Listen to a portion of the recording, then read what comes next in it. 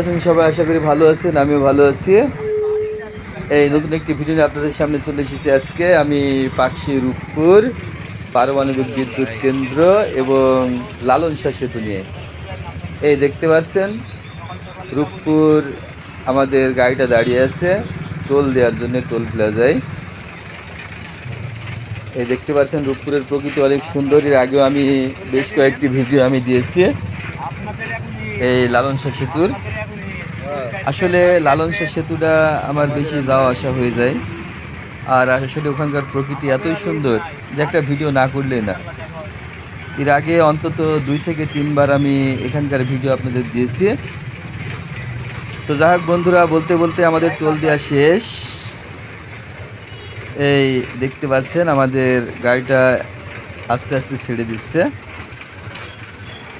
আমরা এখন এই চলে যাচ্ছি লালন শাহ সেতুর দিকে।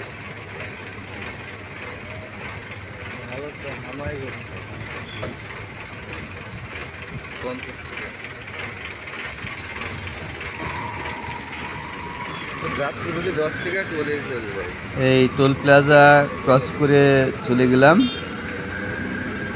এই দেখুন পদ্মা নদী, যে পদ্মার ইলিশ খেতে অনেক মজা। আমরা আস্তে আস্তে পদ্মা নদীর দিকে পাড়ি দিচ্ছি। আসলে অনেক বাতাস, বিকেলবেলা মনোরম পরিবেশ।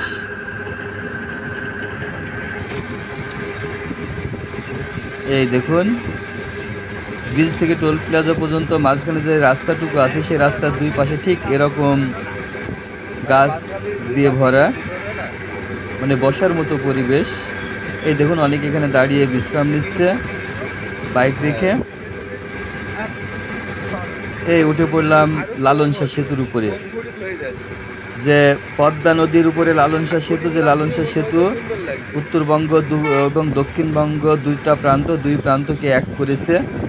এই দেখতে পাচ্ছেন গাড়ি টেক ওভার হচ্ছে। আসলে এই টেক ওভারের কারণেই অনেক অ্যাক্সিডেন্ট ঘটে। এই ব্রিজের উপর দিয়ে যাচ্ছে।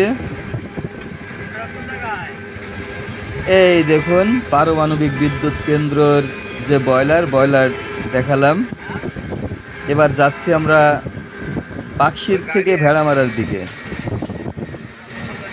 এই দেখুন খুব সুন্দর বৈচিত্র্যময় রূপময় বাংলাদেশ,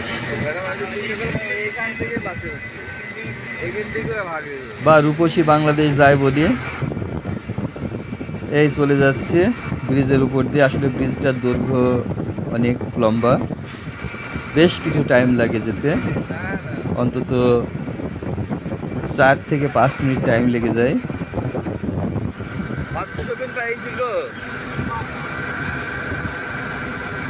তো বন্ধুরা, আমার এই ভিডিওটি যদি ভালো লেগে থাকে সবাই অবশ্যই লাইক, শেয়ার এবং কমেন্ট করে পাশে থাকবেন।